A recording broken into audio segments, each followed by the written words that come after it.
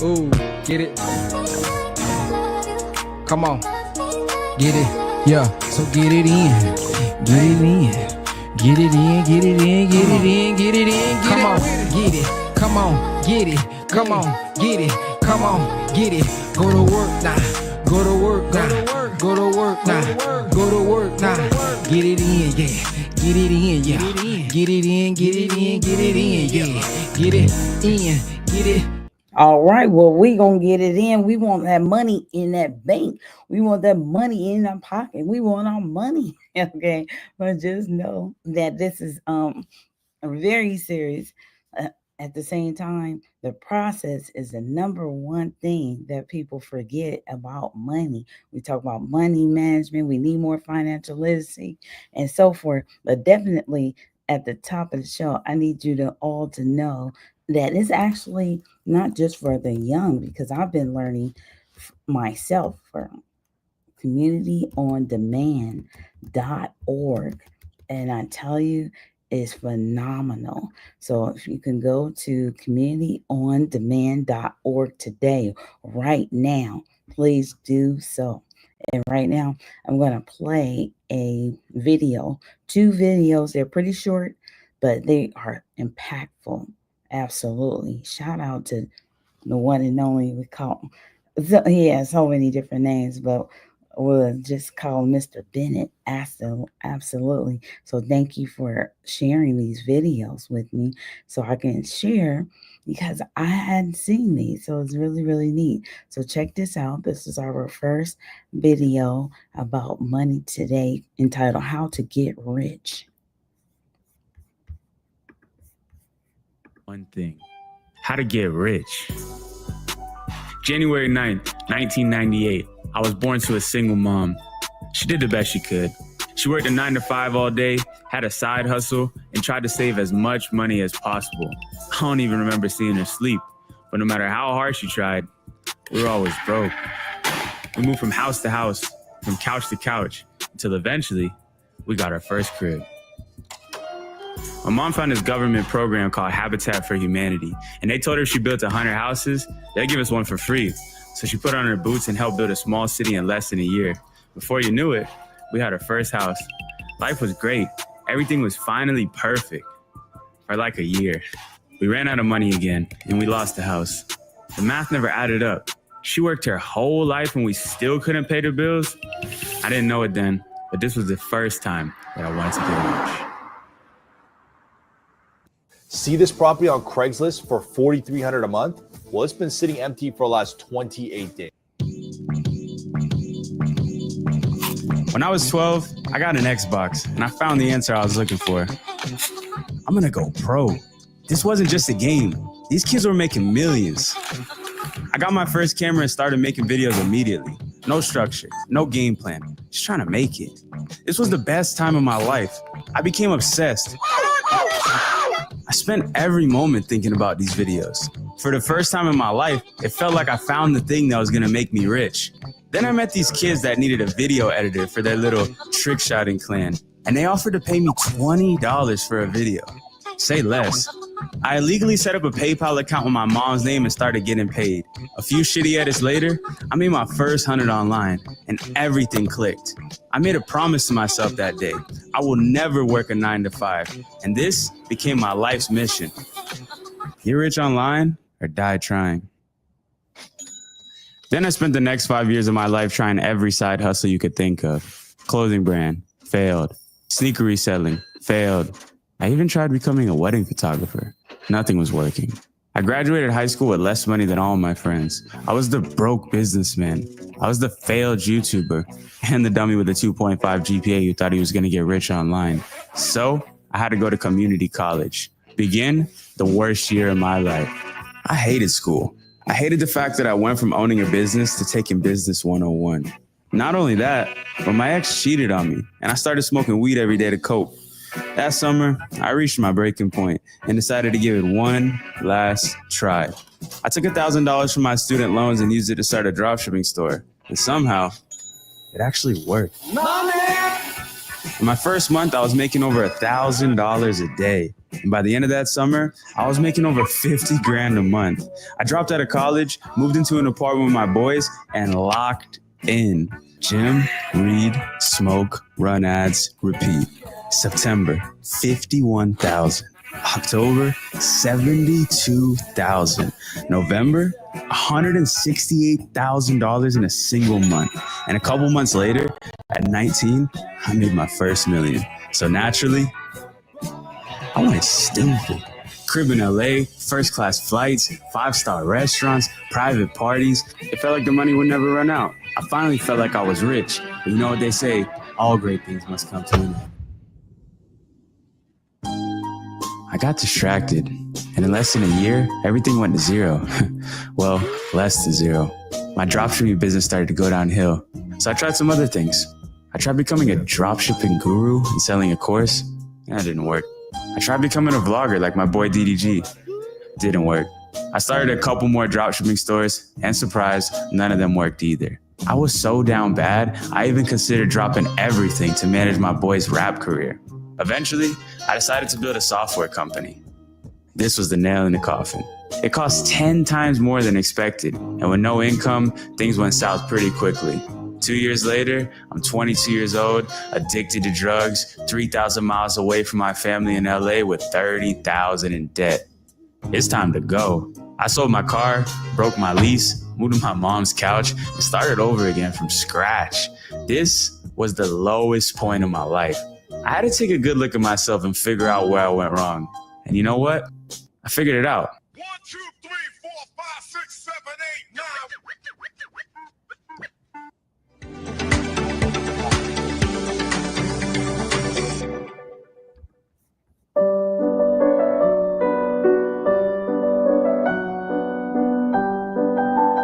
Want to get rich?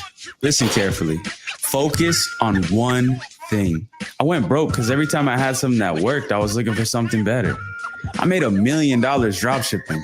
What business did I have trying to manage a rapper? If you want to make millions, you need a real business. Dropshipping was cool, but what I needed was to build a brand that could be sold for the big bag. Don't spend it before you get it. I was living like I already closed a 7-figure exit. I never got rich because I spent everything I had. My journey up until that point had been an endless cycle, gaining and losing. No different than growing up with mom. Like her, no matter how much money I made, I always lost it all. But now, it was clear these experiences weren't failures. My story wasn't over. I understood where I went wrong. And I had one last chance to make it all work. I had a new plan, a big one. I quit smoking and cut out all distractions. I started another Shopify store. I even picked up a camera again. This time, I wanted it all. In the first year, I grew my business to over 1 million. My YouTube channel took off past 100,000 subscribers. And that software company that put me in debt, it started to make some serious money. Instead of balling out, I reinvested every dollar back into my store and focused on growth. That next year, I sold that store for a life-changing amount of money. Bought my mom, me, and my sister all of our dream cars. Stashed away hundreds of thousands in investments and savings. But this time, I didn't take my foot off the gas. I turned up harder than ever on YouTube and blew past 1 million subs, which sent my software company through the roof, bringing in over 200 grand a month in cash. I got my dad a crib, bought my mom her dream house. Then a couple months ago, I got a text that would change my life forever. We want to buy your company. And just a few weeks of negotiating later, I sold my failed software project in a multi-7-figure deal. Once that wire hit, everything that I had spent my whole life prepping for finally paid off. I got rich, for real. But it wasn't what I expected. I now realize the value of $1. I got rich, bought everything I ever wanted, and traveled the entire world. But somehow, it just left me feeling emptier than when I started. You know, the best era was when I was doing it all for fun as a kid. Making stuff without an agenda, discovering through trial and error, simply creating for creation's sake. I miss it. That's all that matters anyways. Finding what you're good at and doing it the best you can. Not for the money, not for the views, but just because you like it. I'm most inspired by musicians. No, not the famous ones. Those ones that play at the local spots in front of like 3 people on a Tuesday. They do it because they like it.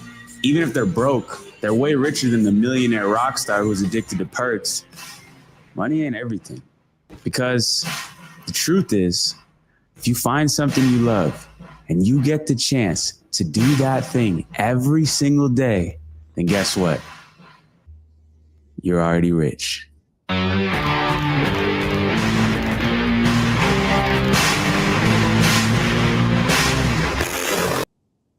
All right. Wasn't that great? I tell you, how neat was that? That was awesome. Absolutely.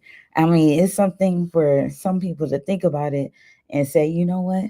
I do really enjoy the process. You know, when people look back and they say, you know, when I was struggling and hustling, you know, it was something about that time. It feels so good. It is re-energizing for some people. I know I'm not speaking for everybody at all, but from people that I've had conversations with, when you was on a grind and you just that collaboration, that real teamwork and everything, it was second to none, you know.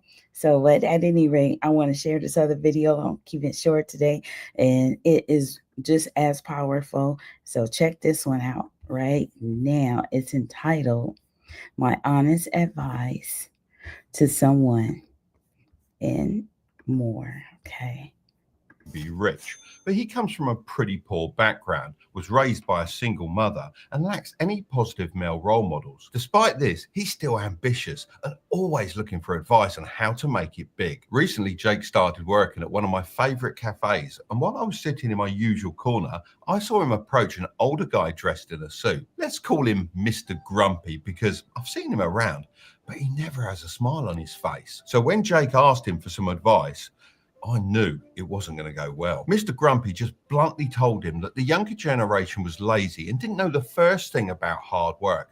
Jake tried to tell him that he's working hard to pay for college and has big plans for the future, but things aren't the same nowadays. But it was no use. Old Grumpy didn't even let him finish and snapped back. He said that younger people are just full of excuses and want everything handed to them on a silver platter. Coming from a humble background and having made my first million in my 20s, I saw lots of similarities between myself and Jake. So I couldn't just sit idly by. I got up and approached them. I looked Mr. Grumpy directly in the eyes and said something along these lines. Times have indeed changed, and so are the challenges young people face today. Yes, our generation worked hard, but that doesn't mean young people aren't working just as hard today. Jake is juggling school and a job and planning for his future. The world is honestly more complex now. The path to success isn't as straightforward as it used to be. We need to support and encourage the younger generation, not belittle them. They're the backbone and future leaders of this world. We should be guiding them with our experience, not dismantling their efforts. I wish I could tell you I changed his views on youngsters, but honestly, I reckon my words pretty much entered one ear and went right out the other. Some older people are just so stuck in their ways. But we're not all like that. Later, when Jake was grabbing a bite on his lunch break, I sat with him for a good hour, sharing some real-world advice to help him get ahead. This whole experience with Jake really got me thinking. There must be thousands, actually probably millions of young motivated people like Jake out there.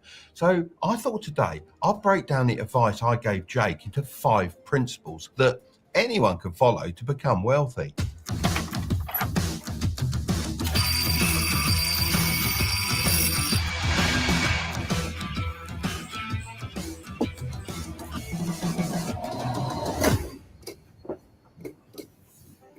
For the first 10 years of your life, you're just a kid having mindless fun. And the next 10 years, you're stuck in a classroom being taught mostly useless information like Pythagoras' theorem and Shakespeare. It's only when you hit your 20s that you step into the big bad world and start figuring out how to earn money. So when you see 20-year-olds driving around in Lambos on social media, it can make you feel pretty bad. But don't blame yourself for not having it all figured out yet. The school system didn't prepare you for the real world. Really and truly, you're just getting started. If this sounds like you, then don't just focus on earning millions at this stage. You need to obsess over sharpening your axe so it looks a bit more like this. Lots of people skip this part of the process and just try to start a business as they've heard it's the way to become rich. However, they're doing the equivalent of trying to cut down a tree with a blunt axe. it's simply just not going to work. So how do you sharpen your axe so that when you go for the big money, you can easily cut down a tree with a few strong swings? Well, it all comes down to mastering high income skills. These are the skills that can make you at least $10,000 per month. Some great examples nowadays are video editing, copywriting, high-ticket closing, and software development. The amount you can make with skills like these will change depending on supply and demand, but mastering one or two of these skills can put you in a really great position early on in life. My son Curtis honed his videography and editing skills while still in school. Upon graduating, he quickly acquired clients and was earning $10,000 a month within a year. However, the money wasn't as important as the opportunities his skills provided. They allowed him to interact with extremely successful people and gain access to valuable information that others paid thousands for. This is the true power of a high income skill. It opens doors. So think about what doors you want to open and pick one or two high income skills that will help you get there. Don't rush this step. Sharpening your axe takes time and dedication. This is a marathon. It's not a sprint. You don't have to make a ton of money really fast and just show it off.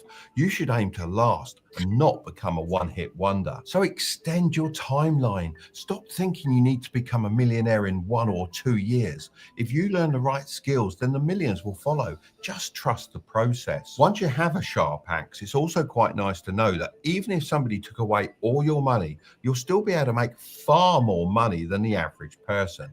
Most self-made millionaires say they can make it all back faster a second time around, as they already have the knowledge and the skills to do it.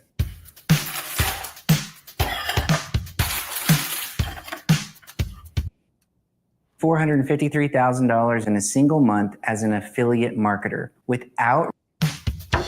Your money is like this stack of cookies. The more you handle them, the more they'll just crumble away. The key is to stop messing with your money, thinking, I'm going to put it here, trade this, buy that. As the harsh reality is, you're probably making the wrong decisions. How do you think Warren Buffett made 99% of his $137 billion net worth after his 50th birthday? It's because he understood that real money is made through compound interest. However, this can't happen if it's too easy to access your money, as it's just too tempting. That's why you need to lock it away somewhere where it can grow in peace. But you can't just lock your money away in a bank account and expect it to grow. You need to invest it in assets. There are lots of different asset classes you can choose from, like real estate, high-end watches, and gold. However, my favorite has to be the stock market. I've personally made millions doing this. But here's the thing, youngsters these days dream about popping bottles and zipping around in flashy sports cars. Saving money? Not so much, but take it from me. Making $1 million once is nothing special. You're only a legend if you can do it again and again. So after you've pocketed your first million, the real game begins. Can you keep it? And more importantly, grow it into a fortune. The best thing you can do is get that money away from you and into investments as soon as possible. That's what I did when I was younger, and I made a rule: never to sell my long-term stocks. I'm now at the point where these investments make me around $17,000 a week in passive income, which means I can more than live off what my investments generate, and I never have to touch the money I work for. Once I invested my money, I never saw it as mine, and you know what? It lit a fire inside me that you wouldn't believe. I was always hustling for more because I constantly felt like I was broke. It's like a boxer who's training in some beaten down old gym. Often, that's the guy who ends up beating the boxer who's got access to the most luxurious training facilities. So if you want to start investing, then firstly decide how much of your income you're going to invest every month. Don't make it an exact amount, but instead a percentage. As an example, if you invested $250 a month in a low-cost index fund and got an average annual return of 10%, then in 40 years, you'd have over $1.5 million. Of course, investments can go up and down. However, the S&P 500 index fund has actually given a 10.98% average annual return over the last decade. It doesn't really matter what you choose to invest, just make sure it's an amount you can stay consistent with. Here's a fun experiment my son's been doing. He set his Trading 212 app to auto-invest £5 every single day, the price of a Starbucks coffee. And guess what? After about 10 months, he's already made £164, which is about $200, with an impressive 11.14% return. The app also gave him a 12-month value projection when he started, and he's bang on target to hit it in a couple of months. Since I was planning to talk about Trading 212 anyway, I reached out to them to see if they'd be interested in sponsoring this portion of the video. They agreed and are offering a fractional free share worth up to £100 to anyone that uses the code Tilbury when they create an account. Plus, you can get more free stocks by inviting your friends. Both of you will get a free share as long as they fund their account. Also, don't worry if you've already opened an account within the last 10 days. You can still use the promo code Tilbury in the app and receive your free share.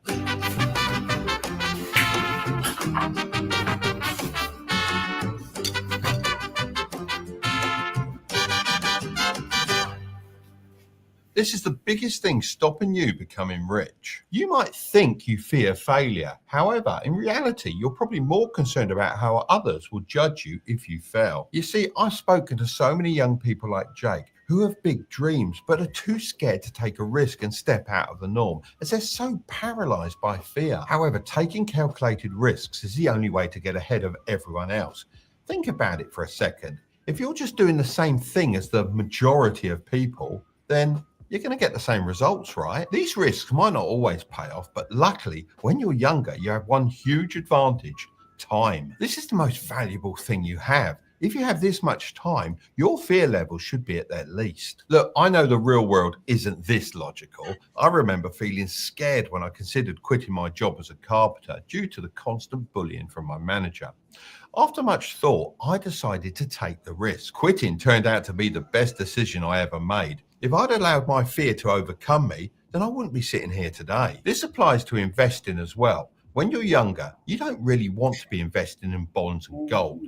These investments are more for older folks like me that want to protect our wealth and not experience big market crashes. I don't have years to wait if my portfolio loses a lot of value. However, you probably do, which means you can afford to take more risks as you're leveraging your time. Sometimes you just have to go for it. Not taking opportunities can lead to regret, and you may find yourself wondering how your life could have been different. As you get older, the ability to take risks will get smaller and smaller. So be adventurous. Don't worry too much about what might or might not happen. Don't find yourself saying, I wish I'd done that, or I once had a great idea for a business. As long as you have time on your side, then failure really isn't a bad thing. You should just see it as testing. Most successful people you look up to have failed hundreds of times before achieving success.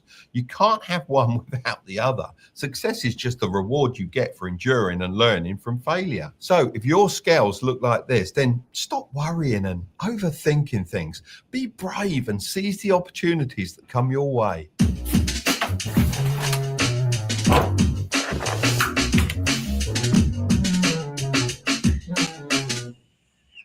This is known as the Dunning-Kruger effect curve, and it shows how our level of knowledge affects our confidence. Most people never get off Mount Stupid. This isn't because they're lazy or unintelligent, it's because of their arrogance. They believe getting rich is down to luck, when actually it's a learnable skill. It's a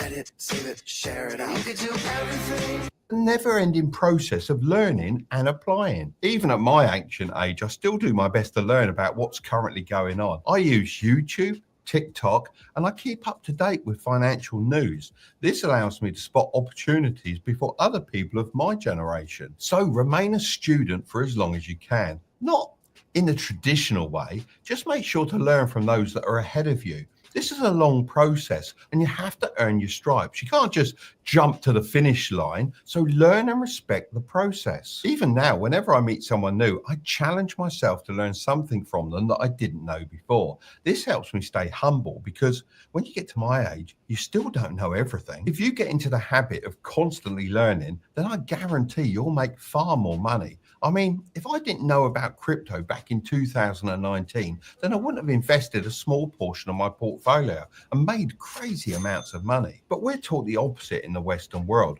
We're told to go to school till we're about 18, then choose a college or university, go there for 3 years, and then our learning's done. So that means most people stop learning when they're in their 20s. This approach to learning is completely broken. The world is progressing faster than ever, and if you want to keep up, then you need to keep giving your brain software updates. Just like computers, if you don't keep updating your brain and keeping it clear of viruses, which in this case is outdated knowledge, it will eventually break down. The phrase, if you don't use it, you'll lose it, has never been more true. If I didn't start thinking this way when I was younger, then right now I'd probably be sat on the porch dribbling into my dinner, not knowing what's going on.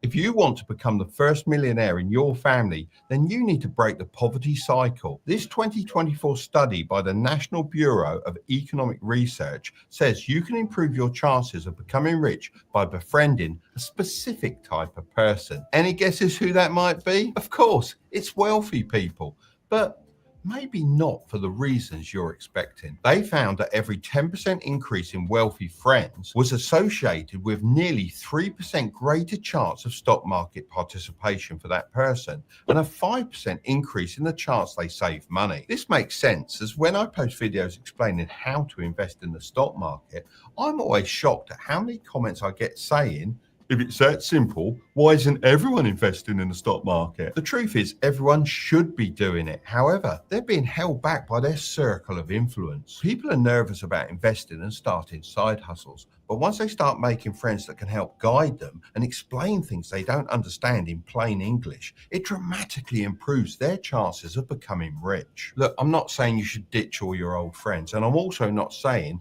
that you should become friends with someone just because they're rich. Maybe just consider joining clubs where rich people often spend time, and you'll naturally become friends with these kinds of people without having to force anything. If you've made it to this part of the video, I'm sure you'll be successful in life as you're young, ambitious, and clearly want to make it big.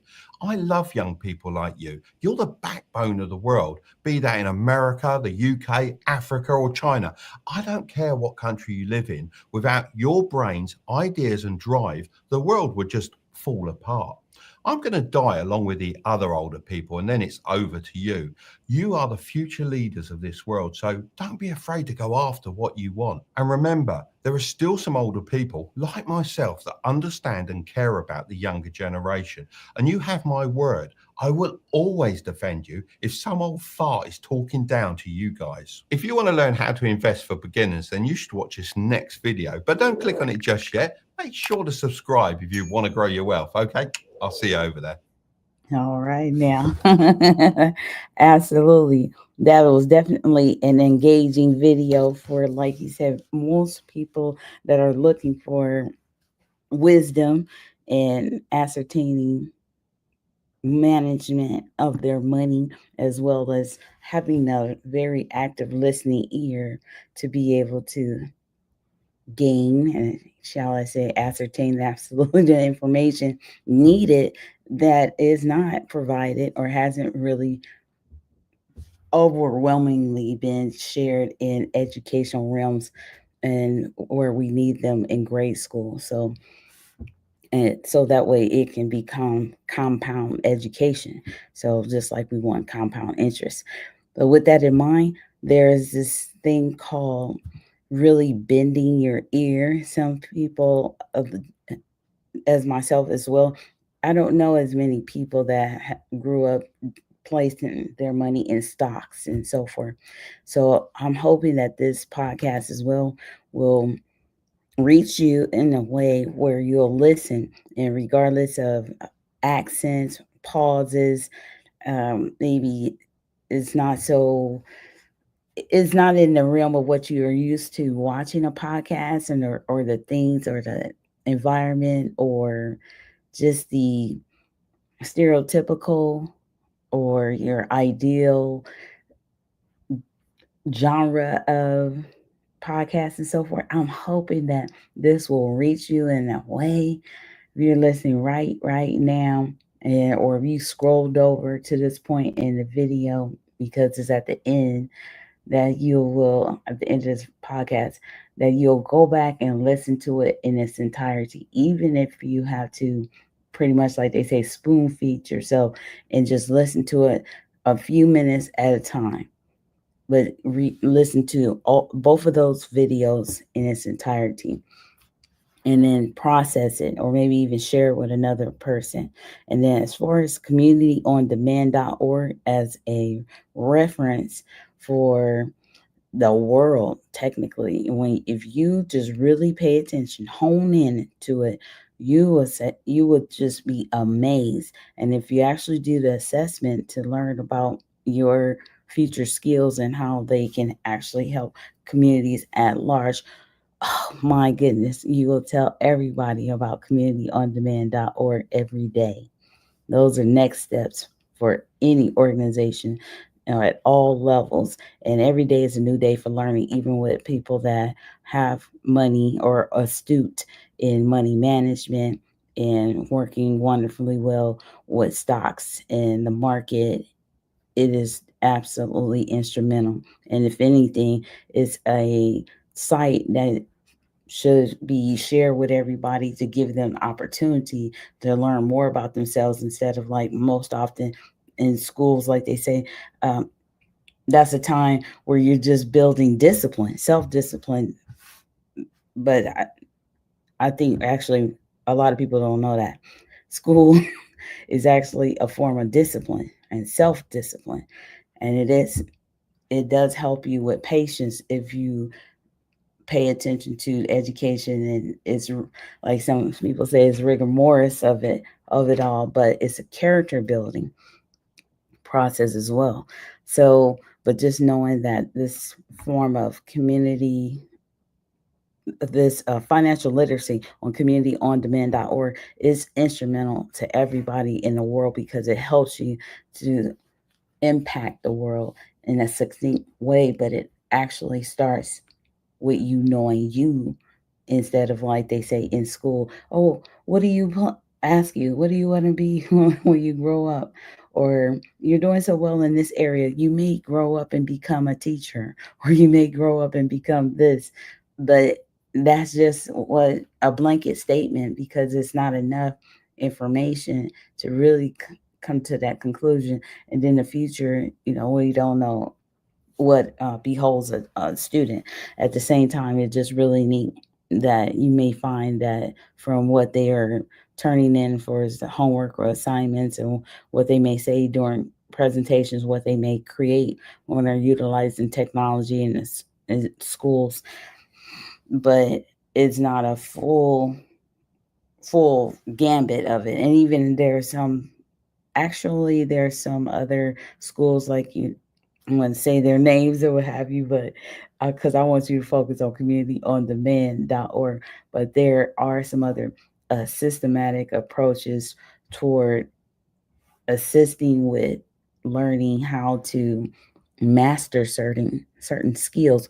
But this communityondemand.org, this is the website that's going to help people to know about themselves as a method of operation, how they make decisions based on what's inside them before they even get to the other point where they need assistance with mastering a skill.